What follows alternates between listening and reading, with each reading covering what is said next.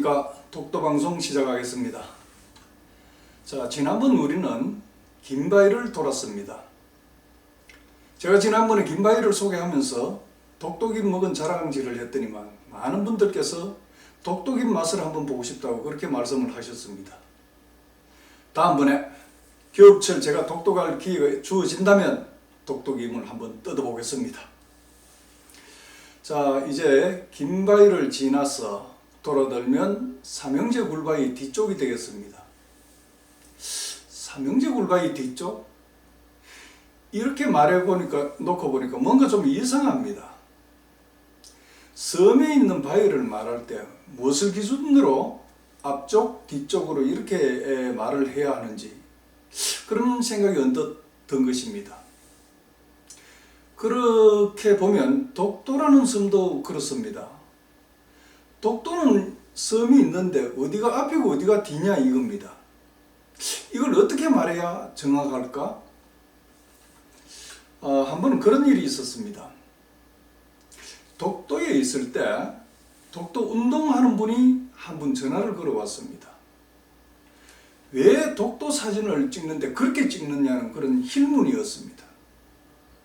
이 무슨 말인고 하니 왜 독도 항공사진은 모두 일본 쪽에서 이렇게 바라보고 찍은 사진들 뿐이냐는 것이었습니다.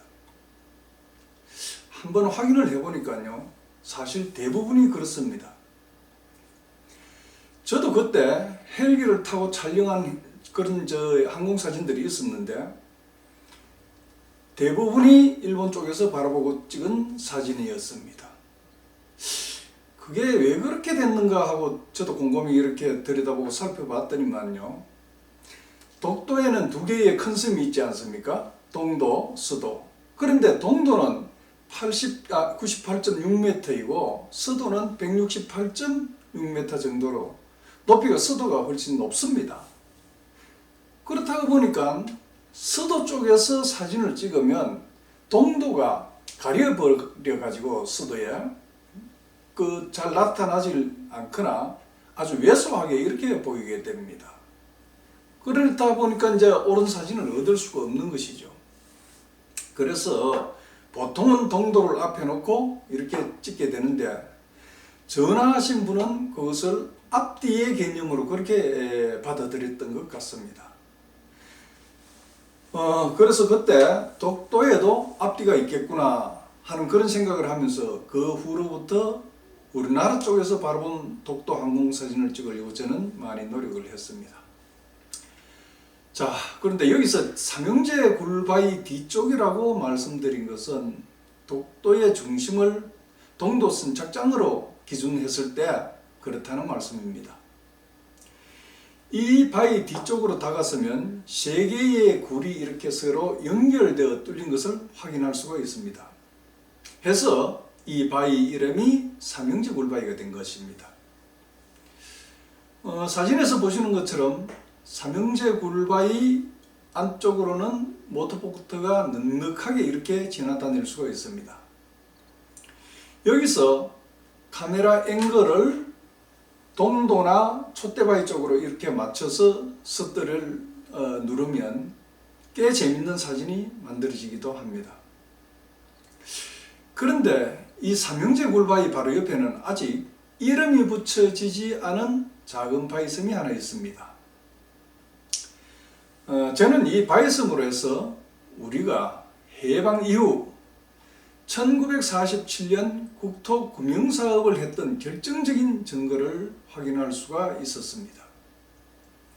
그 내용을 잠시 한번 살펴볼 것 같으면요, 일본은 해방 이후에도 그네들이 독도를 관리했다고 주장하면서 샌프란시스코 조약 체결 당시에도 한국은 독도를 몰랐다고 그렇게 말하고 있습니다. 그러나 제가 지난 24편 한국 산악회 영토비 편에서 설명을 드렸듯이 1947년 8월 한국 산악회는 통일부 소속 대전호를 타고 가서 독도에 대한 조사를 했습니다. 그것을 확인시켜 주는 것이 바로 이 사진 속 삼형제 굴바위 옆 작은 바위섬입니다. 이 사진은 1947년 8월 당시 국토금융사업의 보도반으로 참가했던 최계복 작가님이 찍은 것입니다. 이 최 작가님은 미국으로 이민을 갔습니다. 그 바람에 이 사진은 오랜 기간 동안 묻혀져 있었습니다. 그러다가 2009년 제가 독도에서 나오면서 국토금융사업 자료를 찾는다고 낸 저희 매일신문 사고를 보고 제보해 와서 세상에 이렇게 알려지게 되었습니다. 보시다시피 당시 사진의 모습과 지금 사진의 모습은 분명히 다릅니다. 신문 사진에 동그라미 쳐진 부분을 주의해서 한번 봐 주십시오. 1947년 사진은 바위가 매우 각진 모양이지만 제가 찍은 사진에서는 예리한 각이 없어진 것을 확인할 수가 있습니다. 바로 이것은 미군이 독도에 대해 폭격을 가했기 때문에 그런 결과가 났다고 그렇게 볼 수가 있습니다.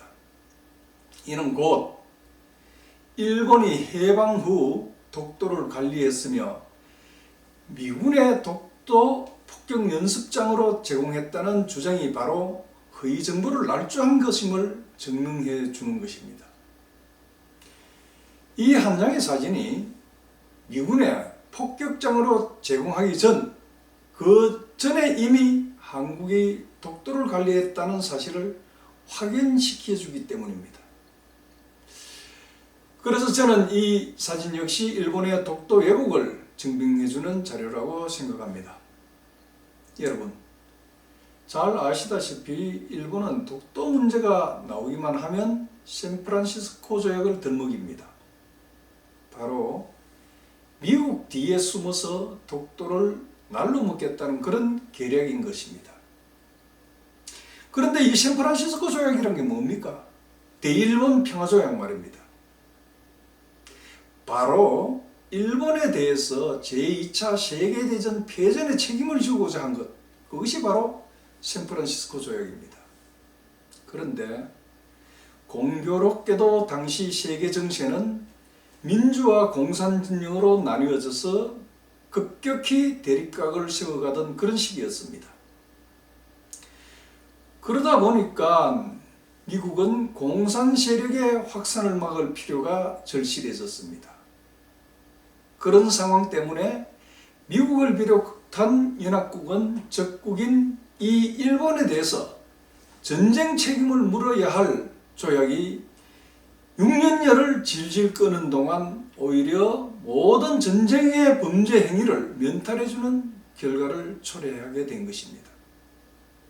때문에 저는 독도 문제는 미국의 책임이 있다는 사실을 분명히 해야 한다는 생각입니다. 자, 이 문제는 다음에 좀 더 소상히 다룰 기회가 있을 것으로 생각합니다. 오늘은 삼형제 굴바위에서 이 독도 문제를 한번 조명해 봤습니다. 오늘 여기까지 하겠습니다. 다음 시간에 다시 뵙겠습니다. 감사합니다.